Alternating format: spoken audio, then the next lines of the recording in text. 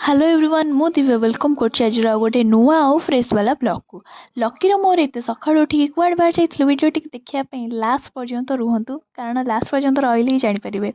then आम water टे चाह पी देलु जेहेतु एत बाट जीवु बुलायापी तो बाटर तो चाह पीवाटा बनता है देन ये लकी एत बाट जीव बोली आगुआ शोई पड़ा ताकि मुहटा फ्रेश देखा बोली देन ये आसिक आम पहुँच जाइलु डेस्टिनेशन में एक्चुअली आम घटगाँ जाइलु बुलायापी देन ये मु बाहर की टिके फ्लेक्स कर दूसरी लकी सांगे देन आमे जाइलु भारी माँ किसी जिनस पूजा जिनस आने देन पूजा जिनस आनी सारापर मुझे टिकेट करने लाइन ठिए जाइली तापर मु मो निजर टिके वीडियो करदेली आठी लकी मोर वीडियो करता देखो से केमती कर लकी वीडियो कर एमती सर्ट नबनी यहाँ तक हो पारन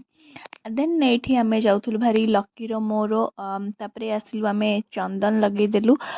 एक्चुअली सी मत देखा कि दीदी देख मोर भी चंदन बंका लगी मुझे कहूँ हाँ एक्चुअली मोर भी बंका लगी से लोकटा